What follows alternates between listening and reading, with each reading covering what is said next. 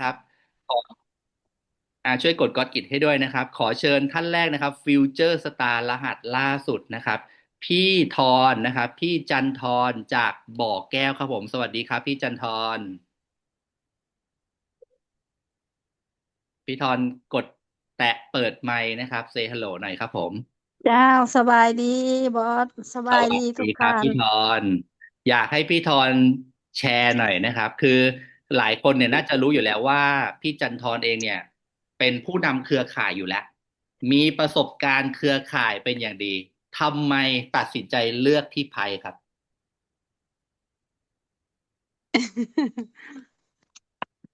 เห็นอะไรในธุรกิจนี้เจ้าสบายดีบอสก็เห็นได้หลายอย่างอยู่ในธุรกิจไทยเนาะก็โดยเฉพาะเบาเรื่องสุขภาพมันเป็นสิ่งมหัศจรรย์ที่เราบ่เคยเห็นนะบอสเพราะว่าอันน่ะจันทอนเองก็เป็นคนที่สุขภาพบ่ค่อยดีปานใด บ่มักกินยาเนาะโดยเฉพาะบ่มักกินยาเพราะว่าเฮาก็เป็นหมอแล้วเฮาจะรู้ว่ายากินไปหลายมันจะมีผลกระทบต่อสุขภาพแต่อยู่ในธุรกิจไผนี่มันจะให้สุขภาพดีๆแบบธรรมชาติอืของมนุมษย์เฮาที่มีเนาะอันนั้นก็คือจุดที่ประทับใจที่เลือกไผ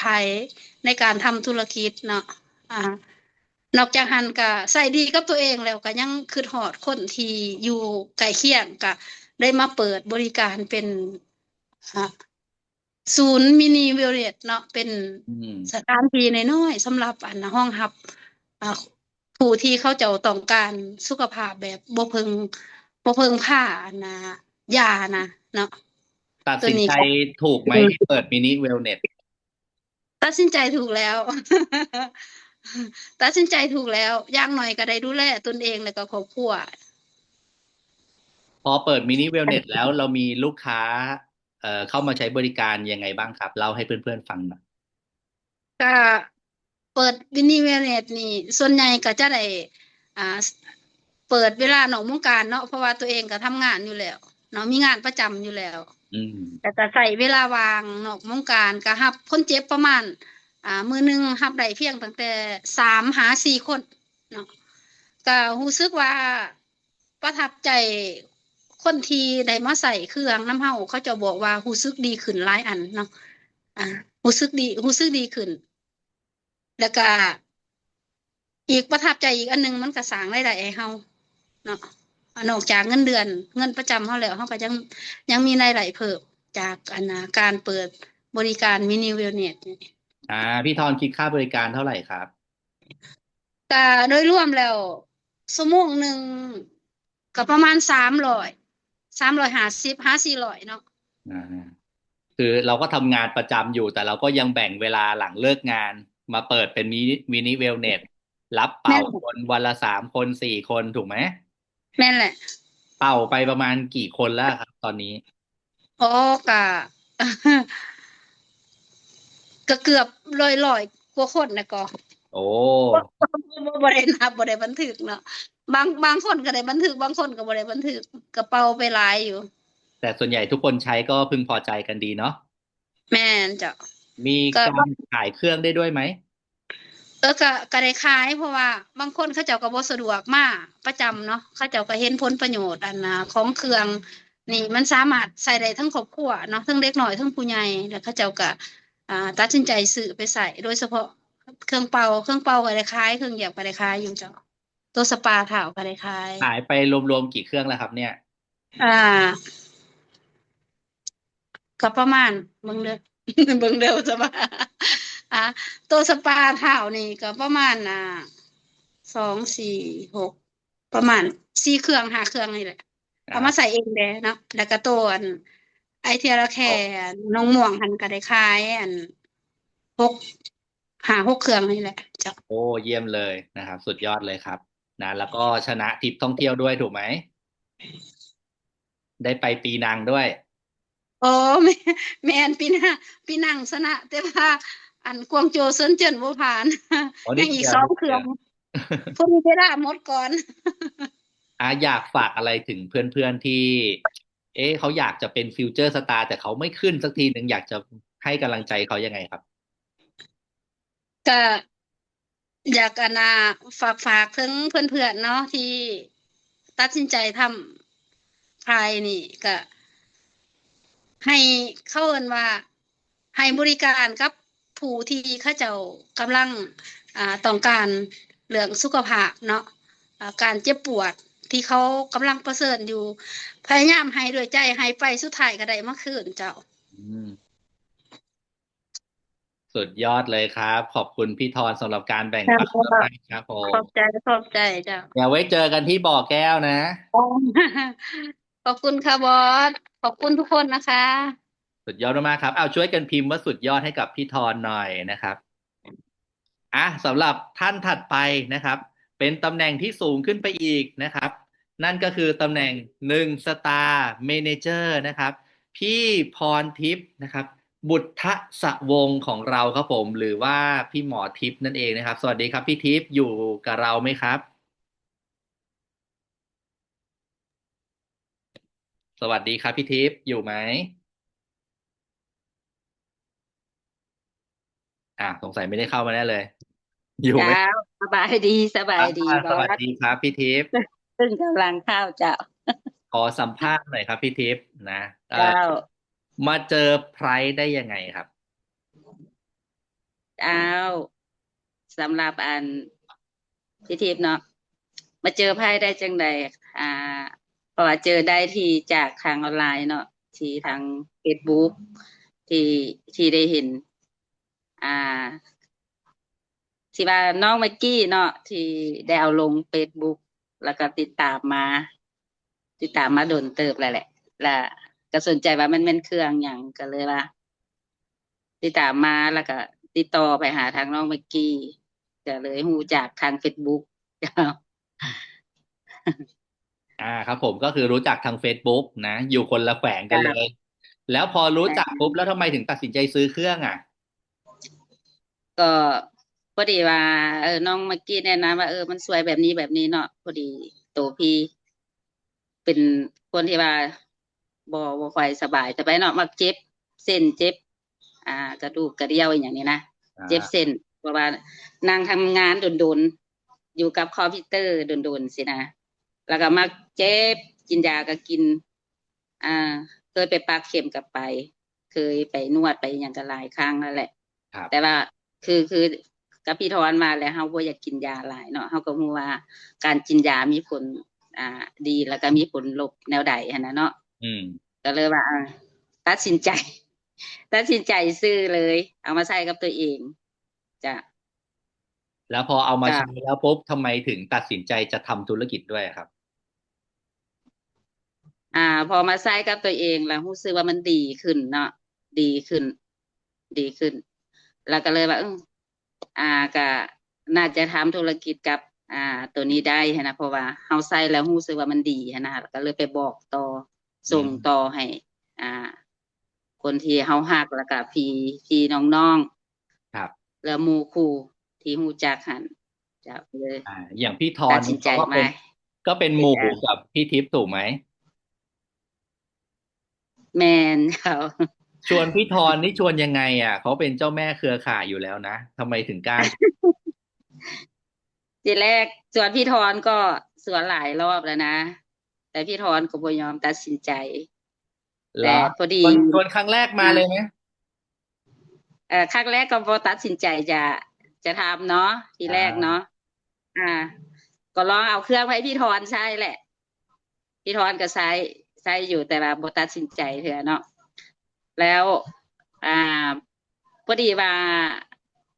ทีมงานกับน้องบีบีเนาะ บอลได้ไปช่วยจัดงาน BOP ที่แข่งบกแก้วครั้งทำอิฐอืมเนาะครั้งทำอิฐแล้วก็เลยเชิญพี่ทอนมาดูว่ามันเป็นแนวใดมาทดลองเครื่องดูพอดีพี่ทอนเขาก็ตัดสินใจมาเข้าร่วมนำเนาะมาเข้าร่วมนำมาฟังการบรรยายมาใส่เครื่องละหลังจากนั้นพี่ทอนก็จะค่อยตัดสินใจอ่ามาเฮ็ดกับไพ่อ่าจ้า คือเริ่มจากใช้ดีก่อนแล้วก็เลยตัดสินใจเปิดจัดงานจับมือกันนะจัดงานเปิดตัวสินค้าแล้วเราก็เริ่มชวนคนเก่งๆเข้ามาฟังถูกไหม เจ้าแมนอ่จ้ะ าแล้วเอ่อคือพี่ทอนเนี่ยก็ชวนไม่เราไม่ได้ชวนครั้งแรกแล้วมาแน่นอนนะครับชวนประมาณกี่เดือนนะกี่ครั้ง น่าจะหลายเดือนเนาะพี่ทอนเนาะหลายเดือนแต่ว่าส่วนนี้จะประมาณสามรอบนี่แหละอ่พี่ทาอนพี่ทอนช่วยก็ช่วยกันคอจัดมเมนต์ให้หน่อยครับว่า3 ครั้ง 3 ครั้งเพราะฉะนั้นเนี่ยบางทีเนี่ยเราชวนคนแล้วโดนปฏิเสธครั้งที่ 1ครั้งที่ 2ครั้งที่ 3อย่าเพิ่งถอดใจครั้งถัดไปเขาอาจจะมาก็ได้ถูกไหมพี่ทิพย์เจ้าแม่นละเจ้าอยากให้พี่ทิพย์ฝากอะไรกับเพื่อนๆสักนิดหนึ่งครับที่อยากจะขึ้นตำแหน่ง1 สตาร์เจ้าอ่าการที่มาทำธุรกิจไพ่นี่เนาะมันก็มีดีหลายอย่างอันหนึงก็คือสุขภาพคือทิพย์เองนี่ทีแรกก็คือว่าอะไรเนาะบ่ได้หวังเพื่อจะไปทำธุรกิจแต่ว่ามาใส่กับครอบครัวเฮาเองก็รู้สึกว่ามันคุ้มค่าแล้วหั่นน่ะเนาะก็คือว่าเป็นการต่อยอดอ่าให้เฮาหั่นน่ะเนาะแล้วก็บ่หวังว่าต้องแลนไว้เนาะคือจังทิพย์ก็ทำงานมีงานประจำอยู่เนาะก็ได้ใช้เวลาเหมือนกับพี่ธรนั่นแหละครับล่ะอ่าถึงว่าจะก้าวไปค่อยๆแต่ก็ขอแต่บ่ได้ล้มเลิกกันตั้งใจนะเนาะอืมอ่ามีผลหาบหลายอันที่ได้จากไพ่เนาะอันหนึงก็คืออ่าได้ไปเที่ยวเนาะได้เพื่อน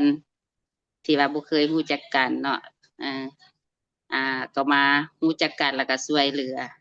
ซึ่งกันและกันมีแม่ทัพแม่ทีมอ่าที่ว่าเพิ่นคอยสนับสนุนซัพพอร์ตเนาะมีระบบที่หลังบ้านที่ดีอหย่างนั้นเนาะอ่า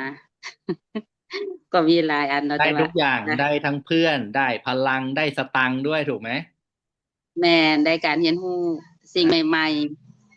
ๆในเมื่อก่อนการเรียนการซื้อออนไลน์จังซี่ก็ทิพย์เองก็บ่เก่งเนาะแต่ก็บ่เคยบ่มีทักษะบ่กล้าที่จะออกมาเว้าอัดคลิปตัวเองเลยหั้นน่ะเนาะแต่อืมเมื่อเข้ามาอยู่กับไพ่นี่ก็ครับพยมีการเรียนฝึกซ้อมแล้วก็สามารถเว้าออกมาต่อสื่อสามารถเอาออกมาอ่าใส่อันหยังก็ทางออนไลน์ได้หั้นน่ะเนาะอ่าคือเราไม่ใช่คนที่แบบพูดเก่งขายเก่งมาตั้งแต่แรกอ่ะแต่แม่ทุกอย่างนมันฝึกกันได้ถ้าเราไม่ล้มเลิกถูกไหม จ้าอ่าสุดยอดมากเลยครับก็ขอบคุณพี่ทิพย์มากๆสำหรับการแบ่งปันนะครับขอหัวใจรัวๆนะครับคอมเมนต์กันมารัวๆนะแสดงความยินดีกับพี่ทิพย์1 สตาร์ เมเนเจอร์รหัสใหม่ล่าสุดหน่อยต้นสายของแขวงบ่อแก้วของเรานะครับสุดยอดมากนะครับจ้าขอบใจขอบใจทางอัพไลน์ทุกท่านเนาะขอบใจทางอ่า บุญมีขอบใจทางมิกกี้แล้วก็ขอบใจทางบอสบอลขอบใจทุกท่านที่คอยสนับสนุนตลอดจ้ะยินดีด้วยมากๆครับผมเดี๋ยวไว้เจอกันจ้าที่บ่อแก้วนะครับเจ้าอ่านะครับแล้วก็มาถึงตำแหน่งถัดไปครับทุกคนนะที่หลายๆท่านรอคอยนะครับนะเรามี2 สตาร์ เมเนเจอร์ด้วยนะครับพี่บุญชูของเรานะครับก็เป็นสามีของพี่บุญมีนะครับคืออันนี้ผมขออนุญาตแชร์นิดนึงนะครับก่อนหน้าพี่บุญมีคือหลายคนเนี่ยอาจจะคิดว่าต้องรอให้คนในครอบครัวสนับสนุนก่อนตัวเราเนี่ยถึงจะมาลุยได้ถึงจะประสบความสำเร็จได้แต่จริงๆไม่ใช่ครับ เราต้องเราต้องมุ่งมั่นตั้งใจให้คนในครอบครัวเห็นก่อนครับเขาถึงจะตัดสินใจมาสนับสนุนเรามาช่วยเหลือเราเพราะฉะนั้นอย่าหยุดอย่าล้มเลิกแล้ววันหนึ่งที่เราประสบความสำเร็จเนี่ยเดี๋ยวคนในครอบครัวเนี่ยเขาก็จะมาสำเร็จกับเราด้วยเขาก็จะมาชนะทริปท่องเที่ยวกับเราด้วยนะครับเหมือนกับคู่นี้นะครับก็ขอ สติกเกอร์รัวๆนะครับให้กับ Two Star และ T Star Manager รหัสใหม่ล่าสุดนะครับขอเชิญพบกับพี่บุญมีเลยครับผมโดยสบายดีทุกคนสบายดีโอ้ยขอบใจหมดทุกคนเด้อที่ร่วมแสดงความยินดีกับบุญมีเนาะรู้สึกแบบตื่นเต้นทุกครั้งที่ได้ขึ้นมาแสดงเนาะโดยเฉพาะก็คือครั้งนี้เนาะกับการแสดงความ ยินดีกับทีมงานนะเพราะว่าจะเป็นเอ้ยทิพย์เอ้ยโทเนาะดีใจนำแล้วก็ชื่นชมขอชื่นชมทีมงานมินิเลิฟหมดทุกคนที่แบบว่าให้ความอหย่างก็เขาใจะว่า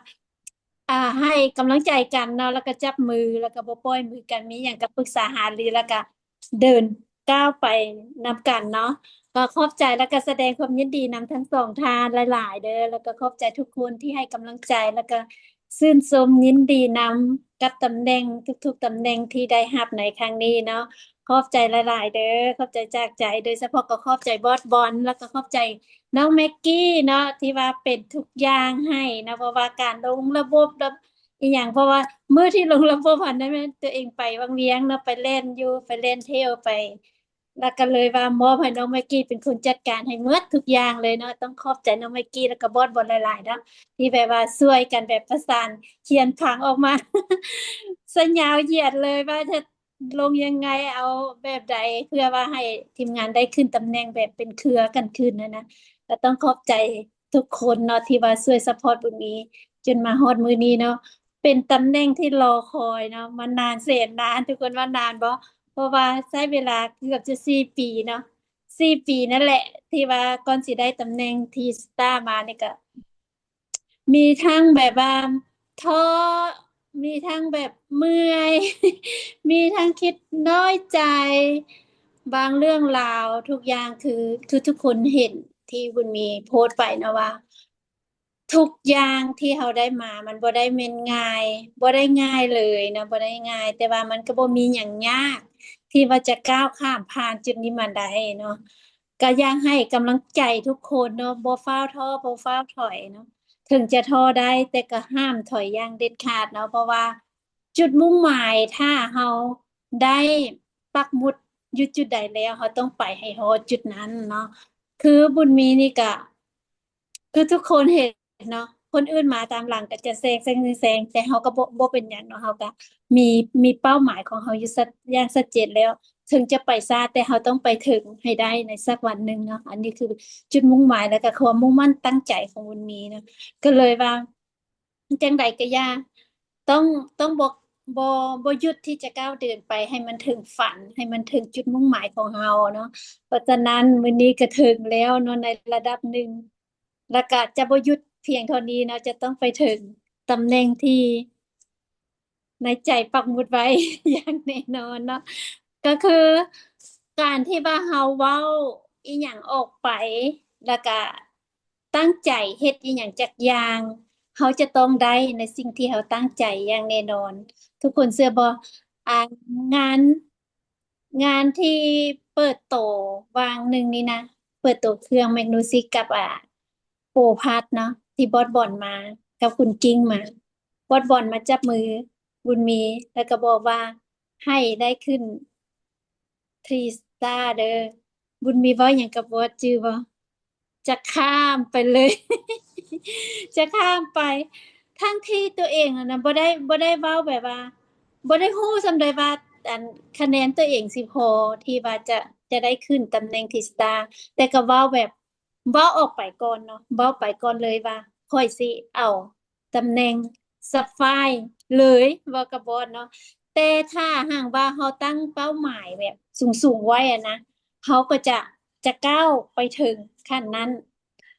บ่มื้อใดก็มื้อหนึ่งแน่นอนถ้าจะบ่ล้มเลิกเนาะก็มีผู้ใดอยากถามอันใดบ่ตอนนี้ยังรู้สึกตื่นเต้นเลยบ่รู้ว่าสิเว้าอิหยังต่อไปอีกเนาะบอลครับผมก็ระหว่างรอเพื่อนๆใครอยากพิมพ์คำถามใครอยากแสดงความยินดีพิมพ์มาได้เลยเต็มที่นะแต่ระหว่างเนี้ยอยากให้พี่บุญมีเปิดเผยเคล็ดไม่รับเออเคล็ดไม่รับของพี่บุญมีว่าทุกคนเนี่ยเขาเห็นตลอดครับเขาเป็นFCพี่บุญมีตลอดว่าพี่บุญมีเนี่ยทำจนประสบความสำเร็จจริงๆมีทีมงานอยู่ทั่วเลยนะครับขายได้ด้วยคอนเทนต์ก็ได้ด้วยคือเรียกว่าครบเครื่องอ่ะ มีเคล็ดลับยังไงถึงทำให้ตัวเราประสบความสำเร็จอย่างทุกวันนี้ครับถ้าจะเอิ้นว่าเคล็ดลับนี่เคล็ดบ่ลับดีกว่าเนาะเอิ้นว่าเคล็ดบ่ลับเนาะเฮ็ดตามระบบตาม7 สเต็ปเลยเนาะตาม7 สเต็ปที่ว่าบอสบอลวางไว้ตั้งแต่ครั้งแรกที่ว่าพวกเรามาเฮ็ดทีม เปิดทิมมินิมอ อั ล นนี้เราไม่ได้เตรียมกันใช่ไหม บ่ได้เตรียมเฮ็ดตามระบบเลยเนาะ7สเต็ปนี่แหละเนาะคือก่อนจะมาก้าวมาถึงจุดนี้ก็คือ ตอนทำอิฐก็ได้เครื่องมาค่ะก็ต้องใช้ก่อนแม่นบ่ใช้กับตัวเองเหตุผลแล้วก็ใช้กับคนในครอบครัว แล้วก็ขยายบอกต่อไปหาพี่หาน้องหาญาติพี่น้องคนที่เฮารักเนาะอันนี้คือสเต็ปแรกหลังจากเฮาเฮ็ดสเต็ปที่หนึ่งได้แล้วแม่นบ่ เขาใช้ดีแล้วเขาก็มารีวิวบอกต่อรีวิวหยังรีวิวการใช้ของตัวเองนี่เลยว่าเขาเป็นอีหยังเขาใช้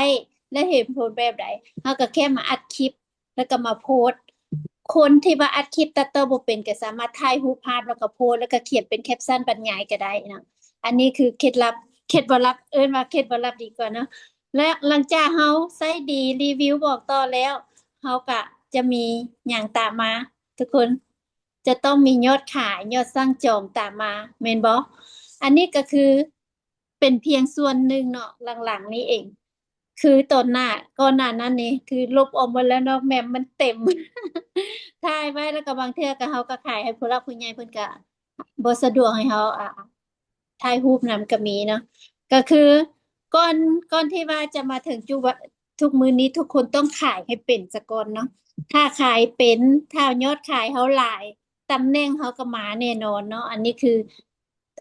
ถ้าเจ้าบ่อยากได้ตำแหน่งมันก็จะได้แน่นอนถ้าเจ้ามียอดขายหลายเพราะฉะนั้นเฮ็ดแนวใดให้เฮามียอดขายซะก่อนที่ว่าเฮาจะได้ขายนี่มันก็บ่แม่นเรื่องง่ายแล้วก็มันก็บ่แม่นเรื่องยากเนาะคือทุกอย่างมันจะมีเวลาของมัน คือบอสบอนบอกอยู่ในอ่าขั้นตอน7สเต็ปนี่ถูกต้องหมดเลยเนาะคือหยัง เพิ่นบอกว่าให้เฮาใช้7วันแม่นบ่และให้ถ่ายคลิปลงคอนเทนต์ภายใน10มื้อละ3คลิป3โพสต์ปึ้งลงไป แน่นอนคนที่ว่าเขามาเห็นเฮาเขาบ่เห็นโพสต์หนึงเขาก็ต้องเห็นโพสต์หนึงแล้วเขาก็จะมาแอบมาส่องมาจ้องมามองเฮาก็คือทีมงานของบุญมีทีมงานมินิเลิฟหลายๆคนเลยเนาะ อยู่ในนี้หลายคนเลยที่แบบว่าบ่ได้รู้จักกันเป็นการส่วนตัวมาก่อนส่วนหลายเขาก็จะรู้จักกันผ่าน Facebook ผ่าน TikTok เนาะแล้วก็มาเกิดความแบบว่าสนิทสนมคอมเมนต์กันไปคอมเมนต์กันมาแล้วก็เกิดการฮักการแพงเอาไปเอามาเฮาขายหยังเฮาก็จะได้ขายย้อนว่าเฮาโพสต์ลงตลอดก็คือโซเชียลนี่แหละทุกคนต้องเฮ็ดหน้า Facebook เนาะเว้าแล้วเว้าอีก ต้องเฮ็ดหน้า Facebook หรือหน้า TikTok ของเฮาให้เป็นร้านค้าของเฮาการที่ว่าเฮาจะมีร้านค้าร้านขายเครื่องที่ดี ทุกคนว่าเฮาควรเปิดปิดบ่ควรบ่ถ้าเฮาเปิดมือปิดมือเปิดมือปิดมือลูกค้าจะมาซื้อนำเฮาบ่เพราะฉะนั้นทุกคนติดตามบุญมีเลยบ่เคยปิดร้านแม้แต่มือเดียวเนาะ อย่างว่าปิดนี่ก็อาจจะเป็นมื้อที่แบบว่าบ่เกินมื้อหนึงนะบุญมีก็จะโพสต์ทุกมื้อเลยไปไล่เบิ่งได้เลยเนาะหน้า Facebook บุญมีจะบ่ค่อยแบบว่าบ่มีหยังโพสต์เลยนะจะต้องมี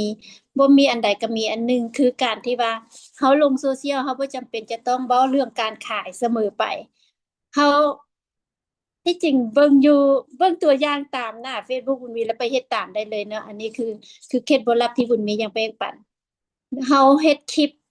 ดีๆเด็ดๆคลิปหนึงแล้วปักหมุดโพสต์ไว้เลย หลังจากนั้นเฮาก็เฮ็ดคลิปการใช้ชีวิตประจำวันของเฮาไปเฮาเฮ็ดอีหยังเฮามีกิจกรรมอีหยังไปเที่ยวไสไปลิ้นไสไปเฮ็ดอีหยังเฮาก็สามารถเอามาโพสต์ไว้เพื่อหยัง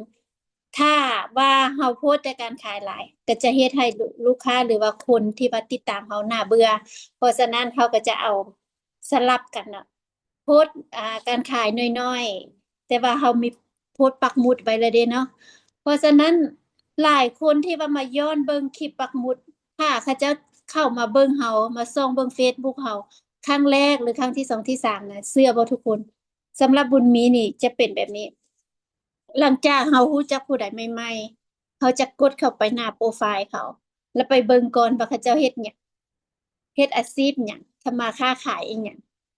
แล้วเขาก็จะไปเบิ่งเขาก็จะไปเห็นคลิปปัก ปักหมุดของเขาเจ้าเนาะบางคนก็จะอาจจะปักหมุดเป็นโพสต์บางคนก็อาจจะปักหมุดเป็นคลิป แล้วเขาก็ไปเบิ่งหลายคนก็มาเบิ่งคลิปย้อนหลังของบุญมีปักไว้เป็นปี2 ปีแล้วเนาะโพสต์ตัวนี้บุญมีก็เชื่อว่าคลิปที่บุญมีปักหมุดไว้ก็ดีในระดับหนึ่งเนาะเพราะว่าเป็นการสร้างยอดขายให้บุญมีได้หลายเติบเนาะเพราะว่าผู้ใดก็ยังเห็นมื้อเช้านี้ก็ยังมีเพิ่นก็อายุสูงแล้วแหละเห็นคลิปนี้แล้วเพิ่นก็ทักมานะมาถามเรื่องราคา และเชื่อว่าทุกคนบุญมีไปเมืองเฟืองมาอาทิตย์ที่แล้วนี่เนาะมื้อวันเสาร์อาทิตย์นี้เจ้าของเรือนแพที่ว่าเขาไปพักนั่นน่ะมีออร่างยังรู้จักบุญมีเลย เรายังมาทักว่า โอ้อันน่ะเห็นตัวจริงแล้วตัวน้อยๆเนาะเพิ่นว่าสิแหละ เห็นแต่อยู่ในคลิปแล้วเขาก็ถามเพิ่นว่าอ้าวแม่นบ่เห็นทางใดเห็นทางTikTok หรือว่า Facebook เพิ่นก็ว่าเพิ่นติดตาม Facebook เฮาแล้วเพิ่นก็ถามว่าเครื่องสีม่วงราคาเท่าใดเครื่องสีแดงราคาเท่าใดน่ะเพิ่นก็ถาม แล้วก็มันดีหยังได้เฮากับมื้อนั้นพัดบังเอิญบ่ได้เอาเครื่องถือไปนำบ่แม่นปกติไปไสนี่จะพกติดตัวไปนำมื้อนั้นเลยบ่ได้เอาไปเลยบ่ได้ลองให้เพิ่นแต่ก็เว้าข้อมูลให้เพิ่นแล้วนะเพิ่นก็เอาเบอร์เอาหยังแล้วเพิ่นก็ว่าบ่เป็นหยังเด้อเดี๋ยวสิทักไปว่าสิเอารุ่นใดว่าซั่นเพราะว่ามี Facebook แล้วเพิ่นว่าเดี๋ยวสิทักมาเด้อเพิ่นว่าก็เพิ่นก็ขอบใจที่ว่าเฮาน่ะอิหยังก็เฮ็ดคลิปเฮ็ดหยังให้เพิ่นได้เบิ่งตลอดเพิ่นมักเพิ่นว่าเด้แล้วก็ขอบใจที่เฮาได้ไปพักเรือนแพเพิ่นหั้นนะ ก็ถือว่ารู้สึกว่ามีคนรู้จักหลายเนาะบ่ว่าจะไปพงศลีไปหลวงพระบางก็มีคนรู้จักหลาย ไปไสผู้ใดก็ว่าเอ้ยบุญมีแม่นบ่ เขาก็ว่าแม่นแล้วเดี๋ยวนี้ขนาดอยู่เรือนน่ะยังบ่กล้าแต่งตัวแบบสุปุสุปุยเลยย้านแบบเขาเจ้าโทรวิดีโอคอลมาหั้นนะก็เลยว่าเราต้องงามไว้ก่อนตอนนี้ คือบอดเว้าเลยแบบ5 4 3 2แอกชันถ้าเอาออกบ้านไปเราต้องเฮ็ดตัวให้ดูดีไว้ก่อนหั้นนะเพื่อที่แบบว่าเราจะไปเจอ FC ของเราเนาะเดี๋ยวนี้นี่มี FC หลายขึ้นแล้วได้บ่กล้าแล้วนะบ่กล้าเฮ็ดขี้ร้ายออกบ้าน ที่จริงอะนะผมนี่งอกหลายแล้วเนาะแต่ว่ามื้อนี้ก็หากะได้ไปย่อเห็นบ่แบ้วบ่ทุกคนบ่กล้าที่จะเฮ็ดโตแบบให้แก่ตามอายุแล้วนะตอนนี้ต้องแอปให้ลดอายุลงเนาะเพราะหยังเพราะว่าเราเฮ็ดธุรกิจสุขภาพอยู่แล้วเนาะเดี๋ยวเราสิแก้บ่ได้ เราต้องมีสุขภาพแข็งแรงดูดีจากภายในสู่ภายนอกเนาะการแต่งตัวเราก็จะต้องดูดี เสื้อผ้าหน้าผมเราก็จะต้องเป๊ะเนาะหลังจากเฮามีการขายแล้วแม่นบ่ได้ยอดขายมาแล้วเฮาก็ต้องขยายทีมเนาะวันนี้เป็นข้อที่4ที่ว่าบุญมีอยากมาแบ่งปันเนาะขยายทีมแนวใดก็คือคนที่ว่าซื้อเครื่องไปนั่นแหละเนาะเขาเจ้าใช้ดีแล้วเฮาก็บอกเขาเจ้าว่าให้เขาเจ้าบอกต่อเนาะหลังจากเขาเจ้าใช้ดีแล้วเฮาก็ดึงเขาเจ้าเข้ากลุ่มแม่นบ่ ทุกๆคนที่ว่าซื้อเครื่องนำบุญมีไปบุญมีก็จะถามว่าอ่าเฮ็ดธุรกิจนำกันบ่ธุรกิจสุขภาพแล้วเขาก็จะอธิบายให้กับเจ้าฟังเนาะว่าเราได้อิหยังจากธุรกิจใครหลังจากเราได้อธิบายไปแล้วบางคนเขาเจ้าก็สะดวกเขาเจ้าก็สนใจเขาก็ดึงเข้ากลุ่มบางคนก็ว่าโอ้ยบ่สะดวกเด้อให้บ่สะดวกเด้อก็บ่เป็นหยังให้เขาเจ้าอยู่ห่างๆเวลาเรามีกิจกรรม หรือว่ามีโปรโมชันอีหยังดีๆหรือว่ามีเคสดีๆจังซี่เขาก็ส่งให้เขาเจ้าส่วนตัว แต่ผู้ใดอยู่ในกลุ่มแล้วเขาก็จะส่งไปกลุ่มเนาะแล้วอีกอย่างหนึ่งที่ว่าอยากแบ่งปันให้ทุกคนรู้นั่นก็คือการที่ว่าเราเข้าห้องซูมนี่นะมันสำคัญหลายอยากให้ทุกคนเข้าทุกครั้งที่ว่ามีซูมอันนี้คือระบบการเรียนการสอนของเราเนาะบางคนบ่รู้ว่าการสะสมแต้มมันแลกอีหยังได้แด่การจับคุมกันเรียนอีหยังหั้นนะมันจะมีอยู่ในห้องซูมนี้หมดเนาะเพราะฉะนั้นอยากให้ทุกคนติดตามไว้ติดตามทุกครั้งที่ว่าเราโพสต์อยู่กลุ่มว่าอันมันจะมีห้องซูมเด้อมื้อนี้พบกับไผเคสรีวิวบ่หรือว่าเคสแบ่งปันบ่หรือว่าการเรียนการสอนซึ่งบอสเพิ่นจะเป็นผู้มาสอนเนาะว่าเขาสิลงแบบใดเขาสิได้เงินแบบใดเขาสิจับคู่แบบใดหั้นนะแม่นบอสจะมาเป็นคนมาสอนคือบุญมีเองนี่ก็บ่ได้ไปเรียนนำไผเลยเนาะเขามีโค้ชมีครูคนเดียวกันซึ่งบอสเพิ่นซัปพอร์ตพวกเขาอยู่แล้วขอแค่เจ้าเอ่ยข ขอแค่เจ้าถามเพิ่นพร้อมที่จะแนะนำเพิ่นพร้อมที่จะบอกหมดเปลือกอยู่แล้วเพิ่นบ่กักอยู่แล้วเพราะฉะนั้นทุกคนอย่าแบบว่าโอ้ยข้อยยังบ่รู้อีหยังเลยได้อันค่าจะพูดแนวใดลงจังใดคะแนนบางคนยังบ่รู้ว่าเครื่องม่วงได้ PV เท่าใดเครื่องแดงได้ PV เท่าใดย้อนหยังย้อนพวกท่านบ่เข้ากลุ่มย้อนพวกท่านบ่เข้าซุม เพราะฉะนั้นตั้งแต่นี้ต่อไปบุญมีอยากขอเรียกร้องให้ทุกคนเนาะว่าอย่าขาดในการมาเรียนอย่าขาดในการเข้าซูมเด้อเพราะว่าทุกคนมีโค้ชมีครูคนเดียวกันเขาก็ได้มาเรียนกันนี่แหละเนาะถ้าอันใดบ่รู้บ่เข้าใจเขาก็ถามนำบอลแล้วก็ทุกอย่างที่บุญมีรู้ทุกอย่างที่แม็กกี้รู้หรือว่าหลายๆคนรู้นี่นะก็แม่นมาเรียนจากบอลมาเรียนจากห้องซูมนี้เนาะ เพราะฉะนั้นอยากให้ทุกคนบ่ต้องคาดเนาะคือบุญมีเว้าแล้วเว้าอีกเลยคันมื้อใดเฮามีประชุมอยู่ในห้องซูมนี่มีเวียกหรือว่าหมู่ชวนไปไสนี่บุญมีจะขอพระเจ้าเลยว่าเฮาบ่ว่างเฮามีประชุมคือมื้อนี้ก็หมู่ก็ชวนไปบึงท่าหลวงคือกันนะไปเล่นบึงท่าหลวงแต่บุญมีก็ขอพระเจ้าว่าบ่ได้ไปแล้วมื้อนี้มีประชุมจังซี่เนาะก็หวังว่าทุกคนจะได้ความรู้ไป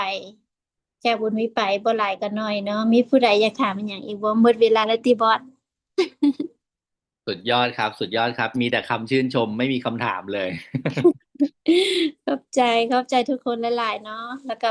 ฝากเป็นกำลังใจให้ทุกคนเนาะแต่อันนี้ต่อไปต้องเป็นของทุกคนเนาะต่อไปเนี่ยให้ตามกันมาเด้อเชื่อว่าถ้าทุกคนบ่ท้อบ่ถอยนะจะมาถึงสิ้นใจคือกับบุญมีอย่างแน่นอนเนาะขอบใจหลายๆเด้อทุกคนขอบใจหลายๆสำหรับคุความ ณพี่บุญมีมากๆเลยที่มาแบ่งปันในวันนี้นะครับพิมพ์คำว่าสุดยอดให้กับพี่บุญมีหน่อยทีสตาร์เมเนเจอร์ใหม่ล่าสุดของเราครับผม ขอบใจทุกคนเด้อขอบใจหลายอ่านะครับต้องบอกทุกคนงี้ครับว่าเอ่อที่พี่บุญมีพูดมาเนี่ยก็คือเราผมไม่ได้ไปบอกให้เขาพูดนะ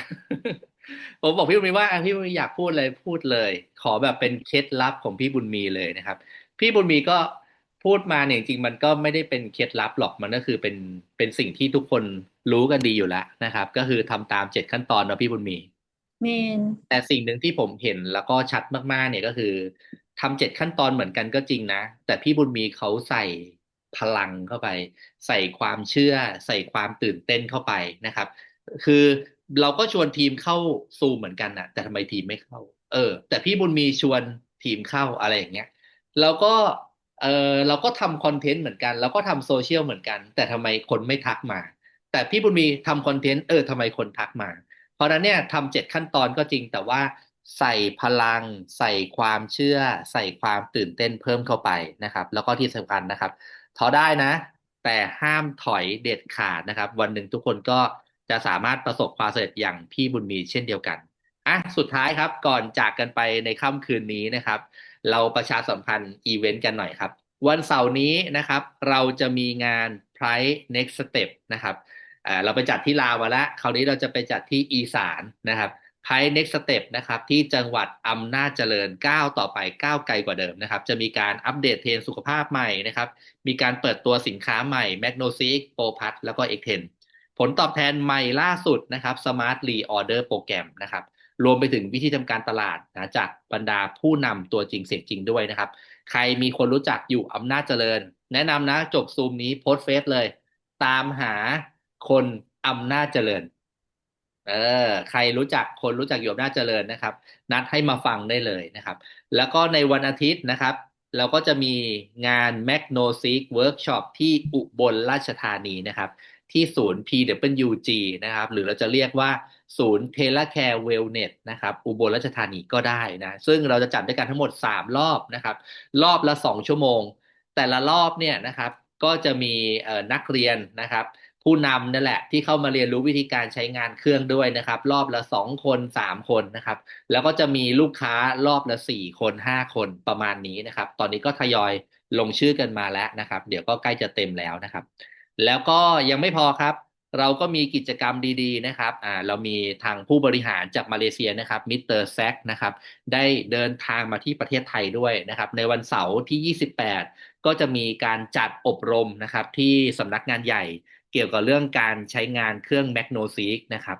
แล้วก็ในวันอาทิตย์นะครับก็จะมีไปจัดกิจกรรมที่จังหวัดชลบุรีนะครับ